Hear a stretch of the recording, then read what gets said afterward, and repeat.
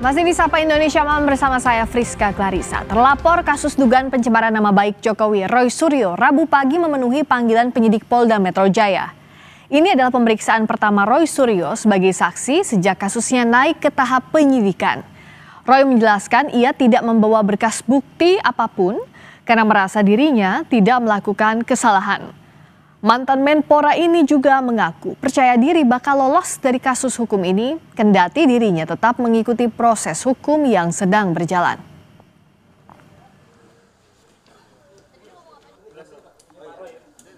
Laporan yang salah, sebuah laporan yang konyol, ya banyak sekali kesalahan dan harusnya sebagai Kapolda Metro Jaya yang baru, ya Bapak Irjen Asep, ya tolong koreksi anak buah Anda.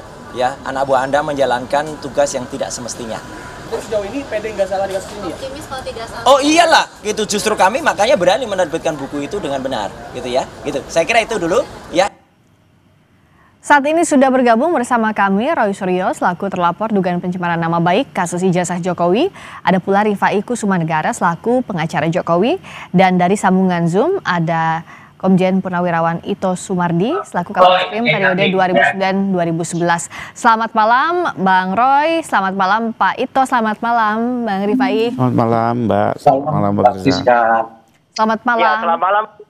Saya ke Bang Roy. Selamat malam juga Pak Ito. Ya. Iya Bang Roy, Malam, tadi Mas Roy. Jadi tadi itu diperiksanya dalam kasus apa kalau dari panggilannya? Mas Roy, pencemaran nama baik?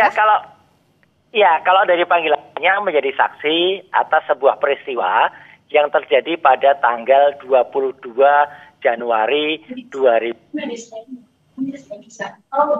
22 Januari itu peristiwa apa itu? Nah, kepada penyidik, ya.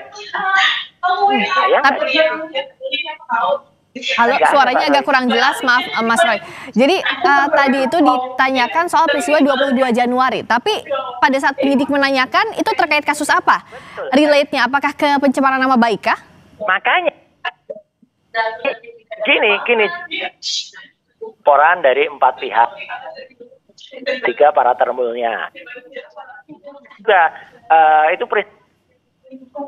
ya itu ada siapa? Ya terus kemudian tempatnya di Jakarta. Bang Roy, maaf suaranya tidak terdengar jelas. Nanti kita perbaiki dulu ya sambungan komunikasinya ya, Bang Roy, karena suaranya dari nanti akan ditelepon kembali dulu, Bang Roy. Sambil menunggu itu, Bang Rifai tadi kan yang saya tangkap, Bang Roy ini nggak tahu nih tanggal 22 Januari itu peristiwanya terkait apa. Kalau dari pihak Anda, apa ada kaitannya dengan pencemaran nama baik Pak Jokowi? Oke. Kalau yang kami laporkan di Polda saat itu yang dilakukan oleh Pak Jokowi dan kami dampingi adalah memang ada 24 peristiwa yang berupa objek yang terdapat di sosial media, di mana dari 24 tayangan-tayangan tersebut ada sebuah peristiwa pernyataan-pernyataan yang sifatnya mencemarkan, termasuk tidak hanya mencemarkan ya, memfitnah dan mencemarkan nama baik dari Pak Jokowi. Ya. Pernyataan itu lewat media sosial atau apa? Di sosial media. Ya. Selain statement-statement dari beberapa orang. Termasuk Bang Roy?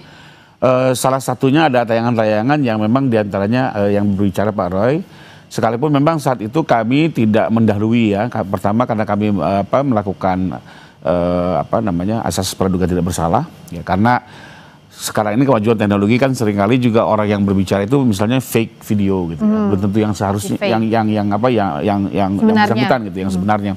Sehingga waktu itu kami serahkan objek-objek ini diminta untuk diteliti. Intinya yang kami laporkan adalah pertama adanya tayangan di sosial media yang bersifat memfitnah, menduduh Pak Jokowi membuat ijazah palsu dan menggunakan ijazah palsu. Kedua juga mencemarkan nama baik karena pernyataan-pernyataan itu disebarkan di publik ya.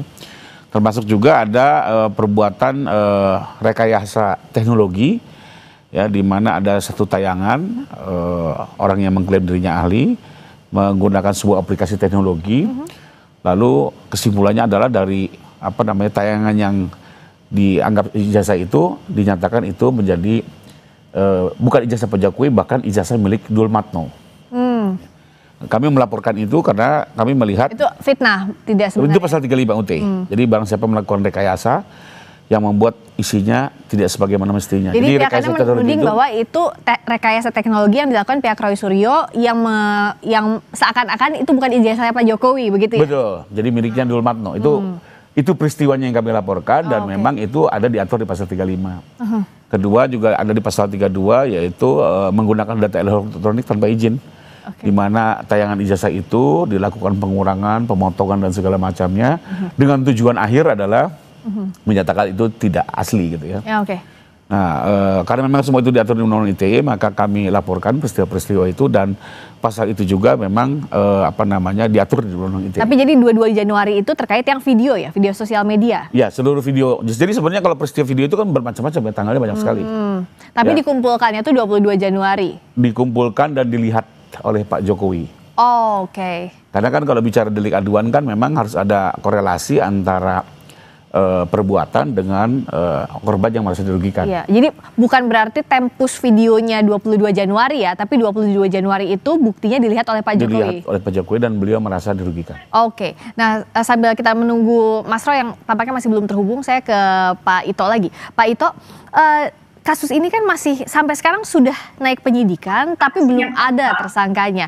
Menurut Pak Ito, apa yang jadi kendala ya? Apakah tadi bukti-bukti yang diajukan oleh Bang Rifai dan kawan-kawan dari pihak Pak Jokowi belum sekuat itu untuk menetapkan siapa tersangkanya?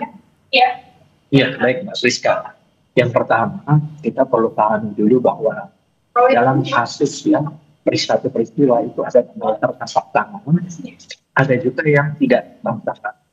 Kalau tidak tertangkap tangan, maka tentunya kita harus melakukan satu upaya penyelidikan atau bahkan mungkin pemeriksaan saksi yang bisa nanti ditingkatkan menjadi tersangka.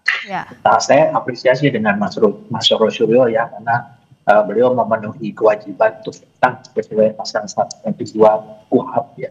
Itu kan kewenangan penyidik ayat 1 diatur untuk memanggil, memeriksa seseorang, dan ayat 2-nya itu kewajiban bagi seseorang itu untuk memenuhi.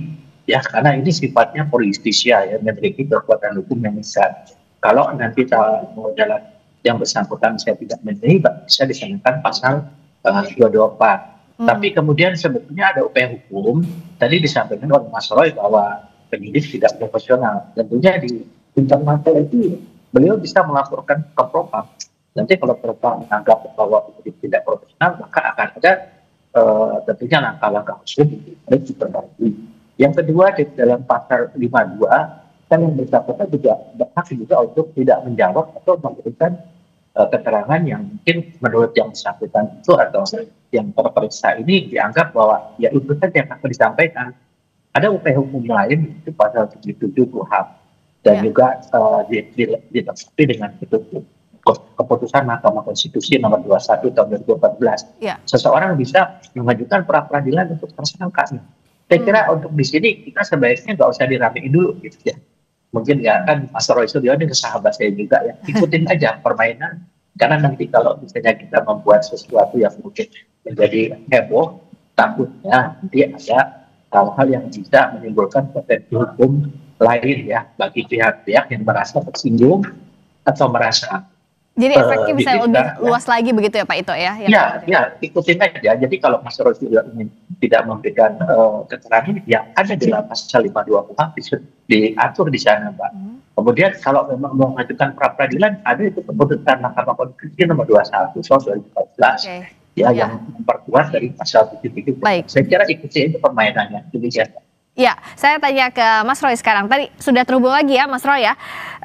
Kalau tadi dari pihaknya Bang Rifai bilang bahwa itu terkait dengan tanggal 22 Januari saat Pak Jokowi melihat bukti-bukti yang diajukan. Ada misalnya dari video yang dianggap memfitnah Pak Jokowi. Bagaimana dari Mas Roy? Kenapa Bang Roy ketawanya lepas sekali? Ada apa? Melihat kelucuan yang sangat tidak pantas. Ya. Kalau Jokowi baru melihat tanggal 22 Januari. Kemudian pada saat melihat tanggal 22 Januari itu saya tidak ada di situ. Konferensi pers itu saya tidak menyebut. Bahkan peristiwanya yang kemudian disebutkan itu peristiwa yang tanggal-tanggal berikutnya. Jadi bulan Maret, bulan April. Ini lucu nggak? Ada orang video pada bulan Maret. Mas Roy didekatkan lagi ke telepon. Nah, seperti ini biar jelas suaranya, didekatkan lagi teleponnya. Ya kan? Ya. Artinya gini. Januari, padahal peristiwanya sesudahnya. Ini apa enggak lawakan? Ini apa enggak dagelan yang namanya? Iya kan? Gitu. Artinya memang konyol banget. Nah, Halo, Mbak. Ya, halo. Sorry. Mas Roy, bagus ya. ya agak-agak putus-putus. Tapi Mas Roy tadi menganggap ini konyol. Tapi kalau dianggap tadi laporannya yang disampaikan oleh Bang Rifai dan kawan-kawan terkait dengan isi di sosial media, video-video yang Mas Roy sampaikan bersama kawan-kawan yang dianggap memfitnah Pak Jokowi, Mas Roy membantah itu? Makanya tadi polisinya juga bingung. Polisinya juga bingung tadi waktu saya kiri. Polisinya juga bingung karena Jadi artinya ketika dia tanya ke saya, Pak Roy ada mengetahui peristiwa tanggal 22 Januari? Tidak, karena saya tidak ada di peristiwa itu, nama saya pun tidak disebut itu. Kemudian apakah Anda melihat lagi peristiwa? Nah, yang lain tuh ada nggak dalam surat pemanggilan? Tidak ada. Dan kemudian kalau tadi Pak Rifai menyatakan 22 Januari itu peristiwanya Jokowi melihat ada video-video pada fitnah. Itu kapan? Video-video itu baru terjadi itu pada bulan Maret, bulan April. Sekarang seluruh orang Indonesia bisa ngelihat nggak kelucuan ini? Seseorang melihat video pada tanggal 22 Januari, yang dilihat itu pada bulan Maret, April, dan lain sebagainya. Lucu nggak Mbak Friska? Nah, ya kan? Jadi Rifai, ada seseorang, Iya, ada seseorang yang bisa melihat bulan-bulan berikutnya. Inilah konyol. Jadi polisinya tadi juga bingung. Akhirnya kemudian ya udah, saya hanya menjawab yang saya ketahui karena yang namanya saksi itu hanya boleh menjawab apa yang dia lihat dan apa yang dia saksikan. Saya nggak boleh berpendapat karena kalau berpendapat itu namanya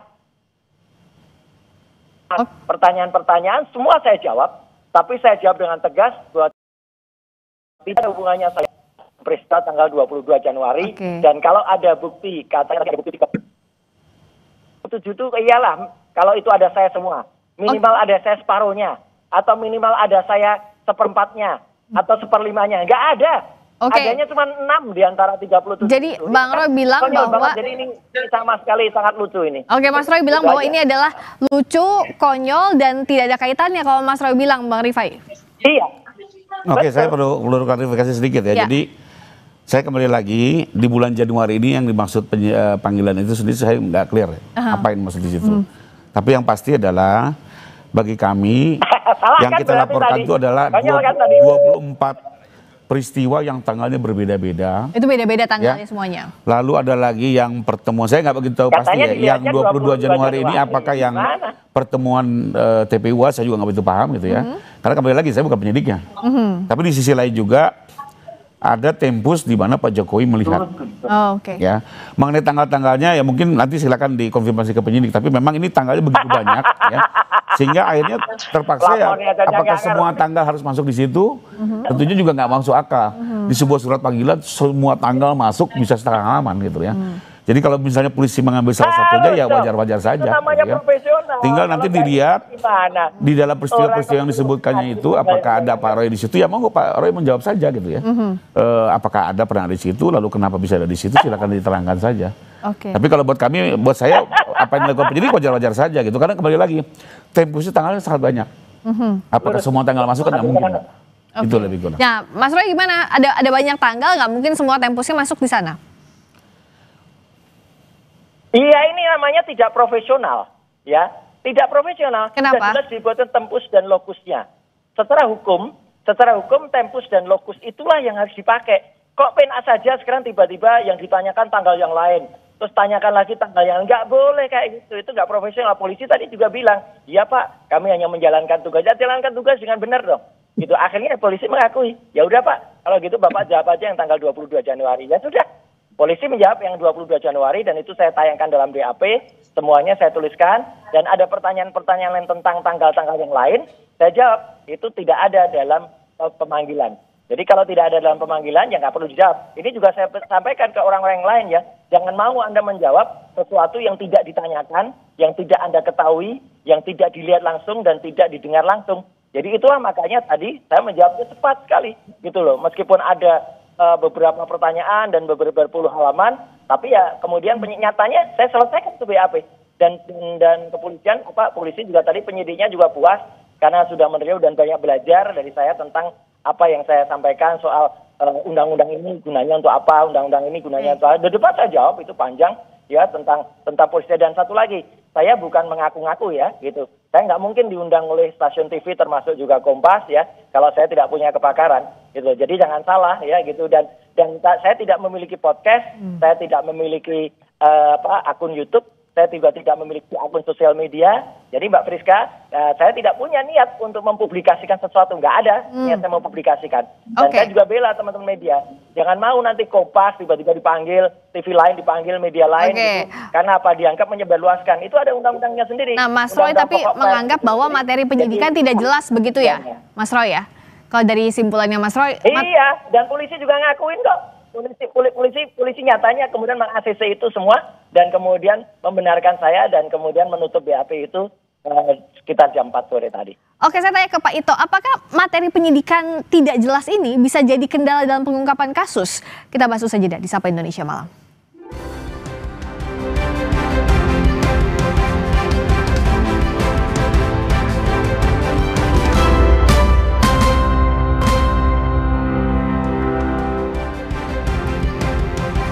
Masih membahas babak panjang kasus ijazah Jokowi, bergabung bersama kami Roy Suryo selaku terlapor dugaan pencemaran nama baik kasus ijazah Jokowi, ada pula Rifai Kusumanegara selaku pengacara Jokowi, dan dari sambungan Zoom ada Pak Ito Sumardi, Kabar Eskrim periode 2009-2011. Pak Ito, apakah kalau tadi Mas Roy bilang bahwa yang ditanyakan oleh penyidik itu tidak jelas, apakah ini bisa jadi sandungan dalam proses penyidikan, Pak Ito?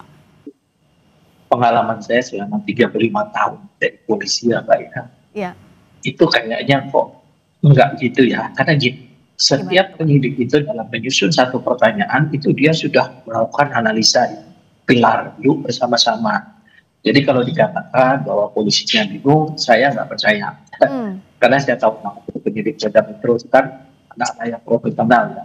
Yang kedua, kalau memang dianggap tidak profesional, maka ada dua jalan yang bisa dilakukan, melaporkan ke propam atau mungkin ya kita menunggu saja nanti kalau dari jaksa mengatakan bahwa kasus ini tidak bisa diteruskan, nah bolehlah ditulis gede-gede ke polisi tidak profesional itu. Jadi jangan secara dini kita mengatakan polisi tidak profesional ya, karena mereka itu kan dididik di Akpol, dididik di Sespim dan sebagainya, itu saya kira bidangnya kan beda dengan Mas Roy. Kalau misalnya mereka disuruh ngomong soal telematika mungkin nggak profesional.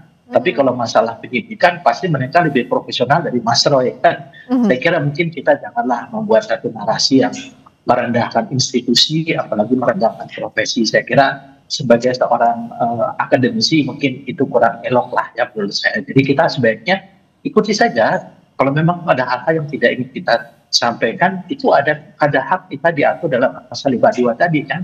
Kemudian juga kalau memang kita tidak terima, kita ditetapkan nanti misalnya dinaikkan sebagai tersangka, ya ajukan saja pra peradilan, kan ada langkahnya. Jadi saya kira yang dilakukan penyidik saat ini adalah sudah melalui satu penyelidikan yang lama. Mereka hanya mengambil keterangan, mereka tidak menyimpulkan. Jadi nggak mungkin lah kalau mereka bingung, nggak mungkin lah. Itu Mas Roy ini kan orangnya seneng guyon, jadi saya anggap itu guyonan aja. Demikian Mbak Friska. Mas Roy, gimana kata Pak itu jangan terlalu dini menyimpulkan misalnya apa yang jadi materi penyidikan tidak jelas atau penyidikan tidak profesional, karena pasti berlaku SOP yang diterapkan dalam penyidikan ini, Mas Roy. Ya gini, saya menyampaikan begini, karena tadi juga sama seperti tadi saat membuka, ya kan, saat dibuka tadi kan Pak Rifai juga bilang, akhirnya diralatkan tadi, bahwa katanya Jokowi itu melihat peristiwa itu tanggal 22 Januari. Ternyata pada saat 22 Januari itu katanya melihat peristiwa bulan Maret, bulan April, ini kan konyol, ya. Gak mungkin seseorang bisa melihat sesudahnya. Jadi itu terima kasih sudah diralat ya. Jadi seluruh Indonesia melihat kan. Jadi lawyernya saja menyimpulkan atau melaporkan sesuatu saja salah. Di 22 Januari itu tidak ada apa-apa bagi saya. Ya kalau 22 Januari saya tadi pertanyakan, apa hubungannya 22 Januari dengan saya? Nah, tidak ada kata Pak penyidiknya. Gitu ya. Ada saya nggak di situ? Tidak ada juga Pak. Nah terus ngapain saya gitu? Nah ini Pak, ini ada hal lain. Oke, itu ada hubungannya nggak dengan 22 Januari? gitu kan. Ada saya nggak? Karena nggak ada, ya sudah. Kemudian tadi ada hal lain yang kemudian dipertanyakan ke saya, yaitu soal akun. Ya, akun saya jawab dengan tegas. Saya nggak punya akun, saya nggak pernah posting, saya nggak punya Twitter, ya kan gitu, dan saya nggak punya sosial media yang lain, apalagi gitu kan. Nah, terus dia menanyakan ke saya, ini yang menurut saya Pak Ito, ya kita hormati juga para penyidik yang memang mereka hanya menjalankan tugas. Ya, mereka kemudian menanyakan, apakah Anda tahu soal akun ini postingannya menyebut nama sahabat saya, ya gitu, menyebut juga ini. Nah, saya kan nggak boleh memberikan kesaksian atas orang lain, gitu loh. Itu kan namanya testimonium di auditu, gitu loh. Jadi artinya saya tidak menjawab atas postingan orang lain. Saya juga tidak perlu menjawab atas orang lain. Dan kemudian kalau kemudian ada tayangan TV gitu ya dihadirkan, kemudian saya tanya, nah di situ tuh saya diundang atau apa gitu kan? Nah, Pak, saya punya nggak TV itu? Enggak, Pak. Nah, sudah, toh. Saya yang punya TV itu. Kemudian saya ditanyakan apa maksudnya TV itu mengundang. Lah, tanyakan ke TV dong. Tapi saya sekali lagi menyatakan, kalau TV itu dipersalahkan, saya pun juga keberatan. Saya orang komunikasi, saya pengajar di komunikasi. Saya tidak rela gitu kalau teman-teman media itu. Gitu. Tapi yang jelas Mas Roy menganggap bahwa materi penyidikannya jelas atau tidak? Bagi saya gini, materi penyidik khusus untuk saya ini copy paste untuk materi penyidikan orang lain yang kemudian ada dianggap saya memposting, dianggap saya kemudian membuat dapat diaksesnya. Nggak ada, saya tidak ada satupun posting. Kemudian tadi yang dikatakan Pak Rifai, saya membuat perbedaan dengan tadi disebut Dumatno. Itu nggak ada, itu Dumatno itu adalah hasil dari software. Ketika kemudian Risa membicarakan itu, saya teliti. Dan hasil penelitian saya seperti itu. Jadi tidak ada namanya perubahan sama sekali. Itu Mbak Friska. Oke, kalau dari Bang Rifai tadi menganggap ya tidak jelas materi penyidikannya dan menganggap bahwa pihaknya Pak Jokowi aja nggak yakin dengan apa yang dilaporkan. Enggak, kami yakin sekali. Jadi karena yang kami laporkan fakta, Mbak. Kenapa nggak yakin? Coba ya mungkin sorry kalau soal bulan-bulan karena ini 24 objek, 24 tanggal, 24 bulan ya.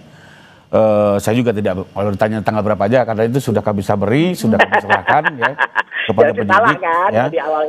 Apa namanya dan ya tentunya nggak mungkin semua tanggal itu kami ingat gitu ya. Tapi intinya adalah dalam waktu beberapa bulan ada 24 objek yang kami temukan dan kami sudah serahkan kepada penyidik. Nah, cuma ini kan kembali lagi kami nggak paham juga di panggilan yang buat penyidik. Kalau saya menduga, karena saya juga sering menjadi pengacara tersangka atau saksi gitu ya. Biasanya memang penyidik mau tidak mau kan tidak mungkin mencantumkan semua tanggal. Ya bisa penuh sendiri surat panggilan. Tapi di dalam pemeriksaan disitulah baru digali. Ya, ada objek seperti ini, apakah Anda tahu? Tidak tahu, berarti lanjut ke pertanyaan berikutnya. Objek yang kedua seperti ini, apakah Anda tahu kenapa Anda bisa di dalamnya, bisa seperti itu ya. Jadi menurut saya ya kita lihat panggilan isi dari pertanyaan BAP. Kalau kami biasanya seperti itu ya kalau mendampingi. Jadi jangan hanya berkutat di soal panggilan ya, di soal tanggal-tanggal, tapi di substansinya tidak melakukan klarifikasi dengan lengkap. Tapi kembali lagi yakin bahwa penyidik profesional. Kalau buat saya justru ya saya melihat penyidikan ini cukup komprehensif dan cukup hati-hati, Mbak. Artinya kalau tidak salah saya kemarin lihat SP2HP sudah ada 99 saksi didengar, termasuk juga cukup banyak ahli multidisiplin ilmu, para guru besar juga didengar pendapatnya di situ ya. Dan kalau kita lihat juga sampai hari ini kan kemarin penyelidikan pun berbulan-bulan ya. Masuk ke penyidikan pun sudah sekian lama, cukup hati-hati, belum ada tersangka. Menurut saya ini bagus. Artinya penyidik juga tidak tergiring ya. Beliau hati-hati dan memang itu yang kami harapkan. Pak Jokowi juga ingin pemeriksaan ini betul-betul hati-hati, tidak tendensius ya.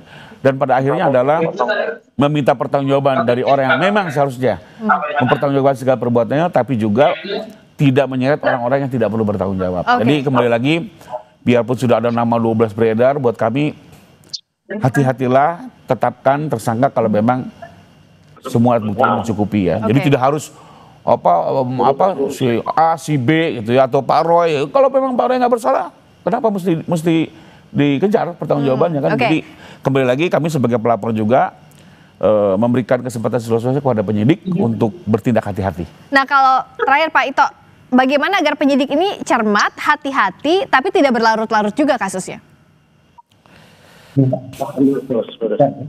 Kasus ini kan juga berjalan di satu sidang pengadilan ya. Di Jawa Tengah. Tentunya penyidik juga harus mempertimbangkan masalah ini. Bukan cara lama, karena objeknya kan sama. Dan di sana sudah jelas ya. Kemudian tentunya dengan dasar itu, ini pun akan menjadi sesuatu kekuatan bagi penyidik untuk menjadikan satu alat bukti. Tadi disampaikan Mas Roy, kalau memang ada hal-hal yang tidak sesuai, itu justru yang menguntungkan Mas Roy. Jadi saya kira kenapa harus mengatakan penyidik tidak profesional? Justru dengan yang tidak sesuai dengan keterangan saksi yang lain, kemudian dikontak oleh Mas Roy dengan keterangan yang berbeda, nanti penyidik akan menyimpulkan. Tetapi kalau misalnya itu ada keterangan lain sudah didukung dengan keterangan tengah ahli dan sebagainya, tentu penyidik juga akan menetapkan untuk meningkatkan status sebagai tersangka kalau memang diperoleh 2 alat bukti minimal yang cukup. Dan di sini tentunya seseorang yang ditetapkan sebagai tersangka, jangan kebakaran jenggot dulu. Tersangka itu kan orang yang disangka, bisa melakukan, bisa juga tidak. Dan nanti kita tunggu di penuntutan umum atau di pengadilan atau mungkin di drop. Kalau misalnya keterangan Mas Roy tadi disampaikan ada yang tidak berempan, ya pasti penyidik akan ngedrop. Karena kalau tidak, ada konsekuensi itu bagi penyidik apabila dari pihak yang ditetapkan sebagai tersangka melakukan upaya hukum, yaitu melalui peradilan. Saya kira apa yang disampaikan Bang Rifa itu tepat sekali ya, penyidik saat ini sangat hati-hati. Jadi demikian namanya proses ini menunjukkan profesionalisme dan kehati-hatian penyidik. Saya kira percayalah, polisi juga tidak ada intensi apa-apa kepada seseorang. Kita bertindak profesional karena juga sudah dikawal oleh Kompolnas ya. Kemarin sudah dikokap dan saya juga tidak datang ya. Ya kita kembalikan saja pada proses hukum. Kita ikuti semuanya. Jadi tidak perlu menilai sesuatu lembaga dengan memberikan sanksi yang keragaman profesionalisme yang kemudian dikatakan penyidik bingung. Saya sebagai mantan polisi tentunya saya juga sudah nyaman ya. Demikian Bang. Baik, jadi ya ikuti proses hukumnya, semua pihak harus cermat, hati-hati, transparan dan profesional. Ini yang perlu dikawasi.